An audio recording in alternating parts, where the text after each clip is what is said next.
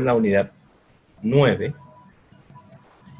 Y antes de empezar, quería recordar dos conceptos que, sobre todo para las personas que no tenemos experiencia previa en web, o sea, en otros lenguajes para realizar, construir aplicaciones web, no nos son tan comunes o regulares. Uno es el rendering, el proceso de rendering, y uno que hablamos justo ayer, que es el DOM, el Document Object Model. Yo voy aquí conociendo un poco aquí el background de la audiencia, a mencionar dos personas. Si las personas no saben, pues no pasa nada, si no, finalmente lo termino explicando yo, pero es algo que ya se ha dicho y queremos ver cómo va el nivel de entendimiento. Por ejemplo, el señor Segovia. El señor Segovia recuerda o nos puede explicar qué es el rendering.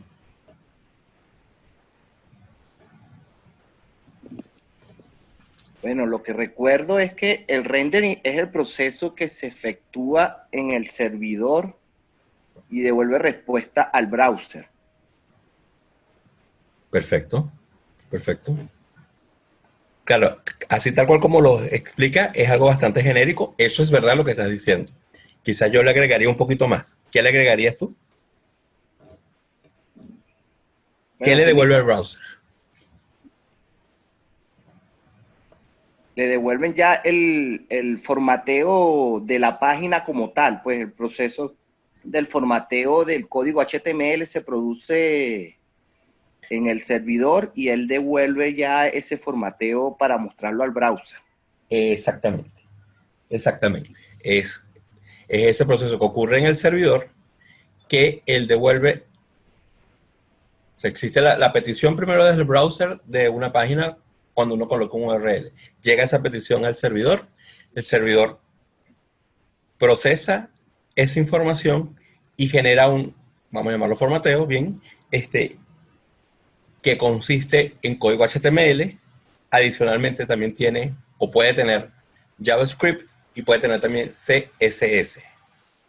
Comenté que el HTML es como crearle las paredes, haciendo una analogía, ¿no? Como crear las paredes de una casa. Si estás construyendo una casa, con HTML construyes las paredes, con CSS las pintas, las pones bonitas. Con HTML también las puedes medio pintar, pero cosas muy básicas. Entonces CSS harías más arte. Y en el caso de una página sería colocarle diferentes fonts, diferente diversidad mayor de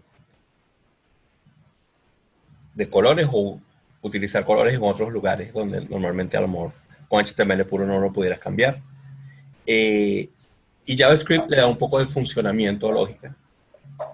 En este caso sería, qué sé yo, como en una casa, darle funcionamiento a una casa, qué sé yo, que haya un timbre, si le das un botón que suene algo, si le das un botón que prenda el televisor, muy, muy por encima, ¿no? O que encienda la luz en la pared. Entonces, ese es el rendering, perfecto. Bien, la segunda pregunta. Vamos con el señor Francisco. Señor Francisco, ¿usted recuerda que hablamos ayer de que era el DOM? El DOM era la posibilidad que teníamos de generar el código HTML de la aplicación que estábamos haciendo, ¿no? Ok, ok. Entonces voy a extraer lo que dice. Efectivamente, el DOM es un archivo que contiene código HTML. Perfecto. Pero, ¿en qué se diferencia? ¿Quién genera el DOM? No sé si eso está claro. Creo que lo generábamos nosotros, ¿no? A través de la opción de generar HTML. Exacto. Cuando tú dices nosotros, claramente quieres decir en este caso Apex. O Exactamente. exacto. Claro, ojo, tú pudieras, o sea, al final es ese documento que cuando uno está en una página web, uno ve como resultado final. ¿Ok? Por ejemplo, fíjense, y les comentaba ayer que eso es verdad para cualquier página web. No, por ejemplo, aquí, esta página es el Application Builder de Apex, también es una página web. Y uno va aquí y ve el View Source, y lo que está viendo aquí es el documento que generó el rendering, precisamente. Entonces, esto lo recuerdo porque, bueno, estos conceptos los vamos a utilizar en las futuras lecciones. Fíjense, aquí hay un código JavaScript. Él incluso lo identifica como tal. En general, estos son lo que llaman tags HTML. Todo ese código lo genera, en este caso, Apex por nosotros, pero uno se mete en cualquier otra página y también puede ver, qué sé yo, por ejemplo, Wikipedia.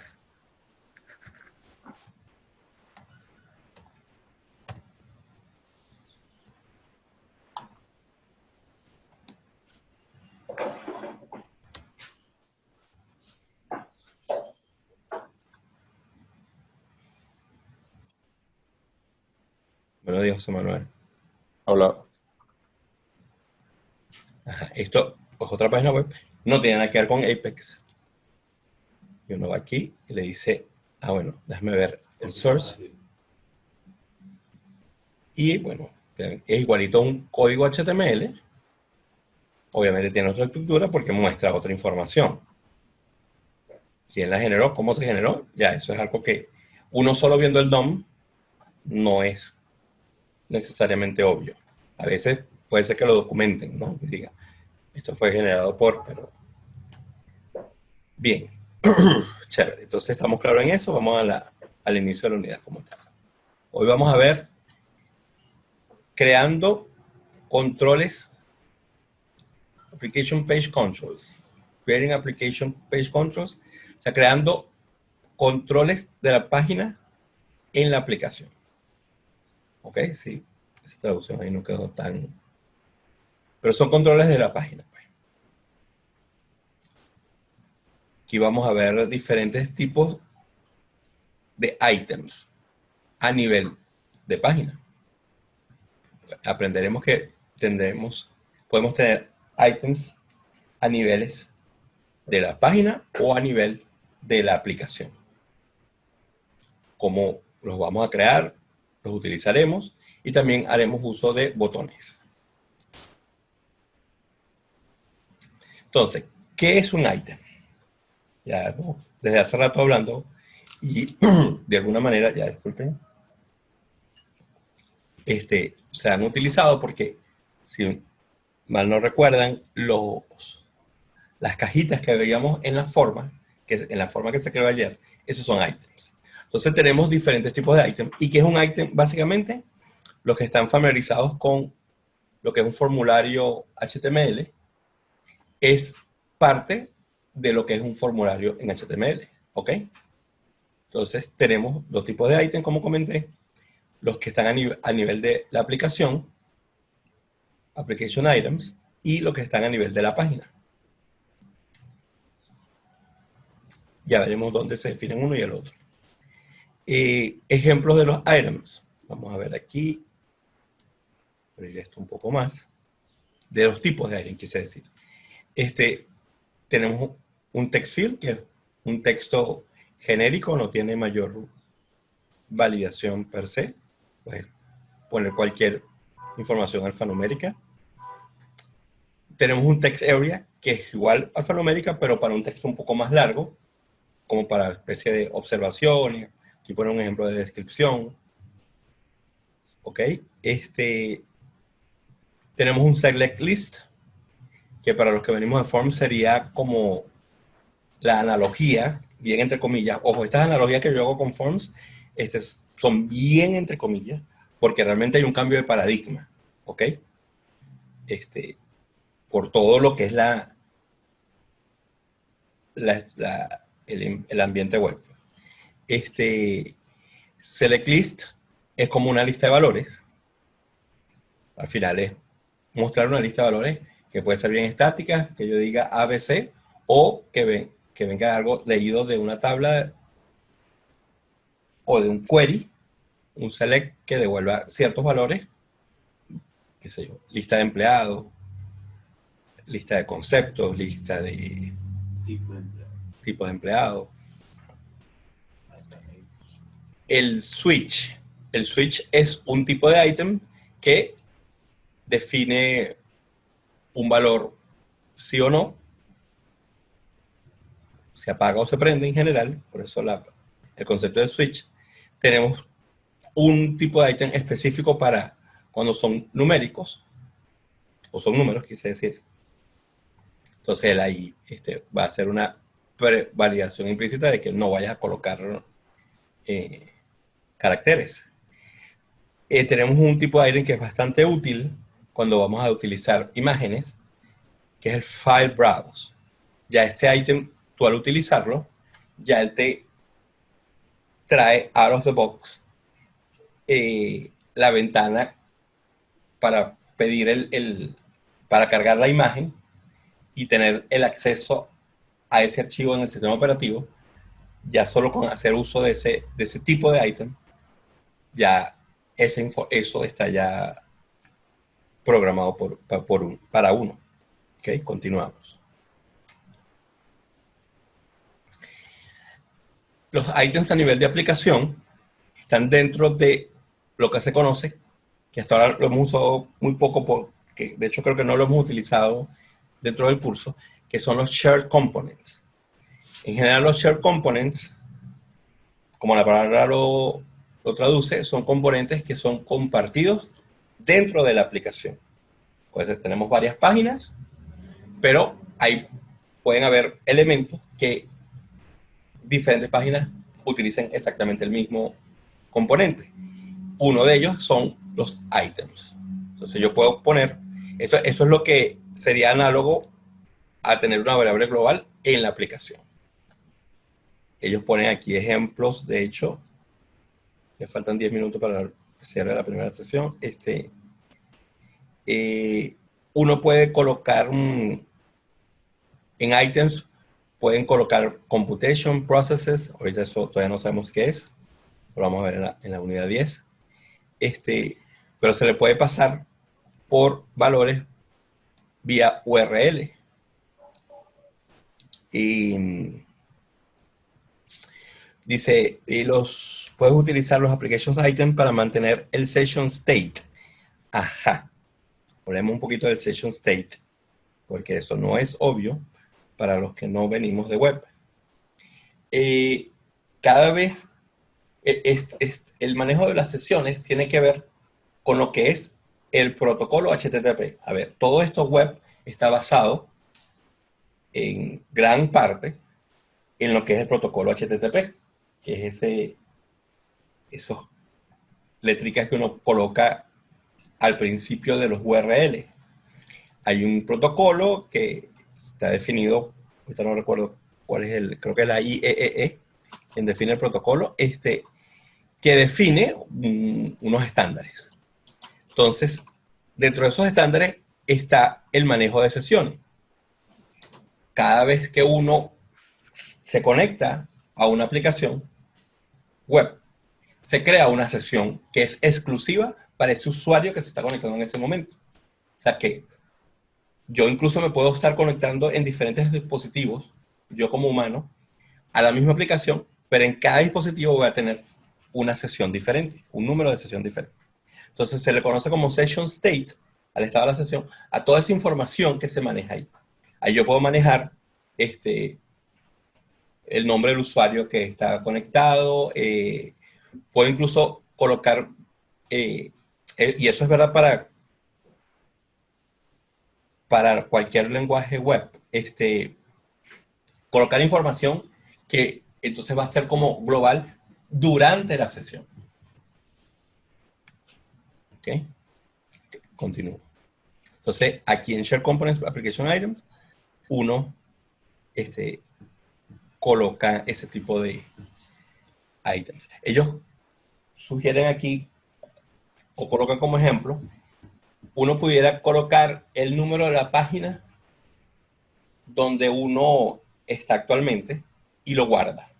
Cuestión de que cuando te vayas a la otra página, si el usuario quiere regresarse, sencillamente le harías una redirección a ese número de página que está en esa variable y harías las veces de lo que hace el browser con el back para devolverse a la página anterior. Ok. ¿Cómo creamos un item? En el Rendering tab o el panel de la izquierda, en este árbol, uno, si no en todos, en casi todas las hojas del árbol, uno le da botón derecho y en el menú contextual, dentro de las opciones, crear región, que ya la hemos creado, y está crear page item. Otra opción es de la galería, que está en el panel central, uno ve los tipos de items, le da clic aquí en el medio y dice, ah, bueno, yo quiero un item numérico y lo sube al área donde se modela la página, el layout de la página. Los diferentes tipos de items, bueno, ya los mencioné la mayoría. Voy a hacer énfasis en los que no he mencionado, el tipo que no he mencionado.